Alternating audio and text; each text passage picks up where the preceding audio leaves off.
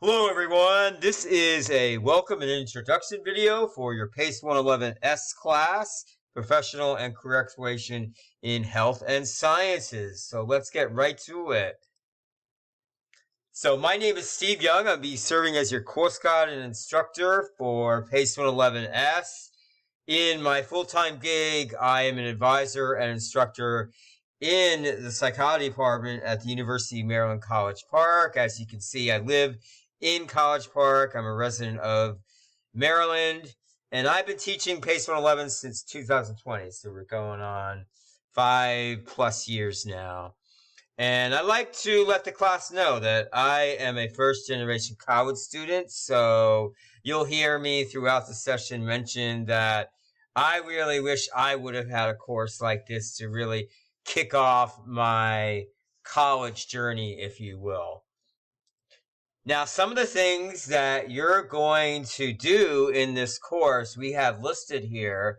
So in our unit number 1, for example, we're going to have you take an academic skills assessment to assess where your strengths and areas for growth lie. We're going to also touch on motivation and values and goals as they relate to your degree. You're going to, more so in the second half of the course, we're going to focus a lot more on the career planning and development aspects. So we're going to ask you to do an informational interview with a professional in your industry or field of study. You're going to research some career trends, and we're going to really get you communicating with your success coach or military education coordinator. Now, you probably have heard the term syllabus. I view a syllabus as really a contract between the instructor and the students. So the syllabus for PACE 111S includes a wealth of information, everything from our expectations and guidelines for you as a student related to participation, assignments, how you'll be graded, and then also some academic and student conduct related policies. I'll be communicating with you in a number of ways throughout this course. One of them is our discussions. So right off the bat, we have a discussion for our unit number 1. So hopefully you will respond to that by the end of our unit number 1, which was Tuesday, May 20th. You'll find that I post a lot of announcements in this course. Some of the announcements are more visual, some are audio or YouTube videos. I try to really mix it up. So be sure that you're reviewing those announcements, and throughout the session, you might be hearing from me through email as well. Now, one of the ways I'm going to be communicating with each of you on an individual basis is through what we call our instructor connection meeting. An instructor connection meeting is exactly what it says. It's an opportunity for you to connect with me and I to connect with you to learn a little bit more about you and what your needs are as a student and as a new student and new learner to UMGC. It's going to take place in the second half of the session during our units 5, 6, and 7. And we have these instructor connection meetings typically through Zoom, but I'm flexible. If you don't want to do it through Zoom, I actually have an instructor connection survey option for students as well. But it's really an opportunity for us to check in and make sure that we are meeting your needs in terms of your learning performance and success. Now, as I mentioned earlier, I've been teaching this course. This is probably my 19th section teaching PACE 111. So I'm quite familiar with the broad lived experiences that students bring to this course. I've listed some of them here. And I always will tell students to get to this point, to come back to school or to start school, you have already accomplished so much in your life.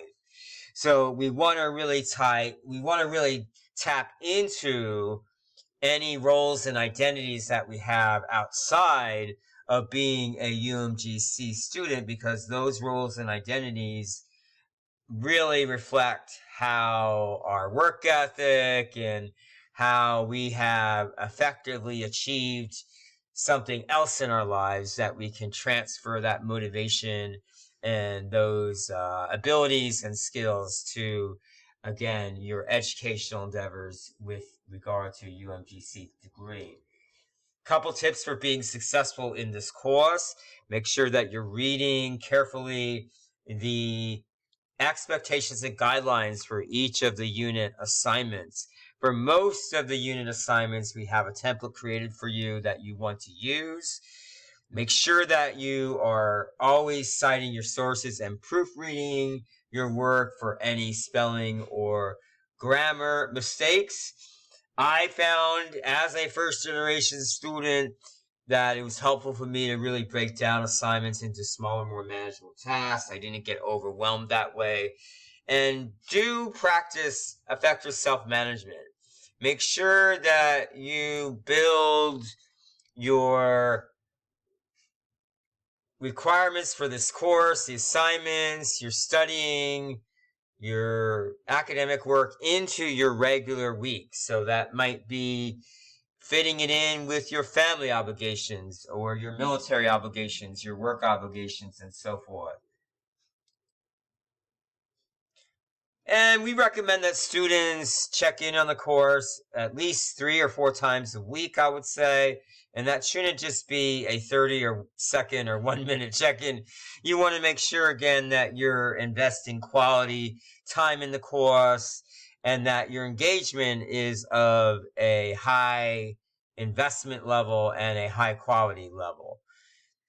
And again, reading the content carefully. I find with this course, we're giving you a lot of the answers, with the templates for the units, the discussions. We have really clearly outlined talking or writing prompts for all of the discussions. Please don't stop out.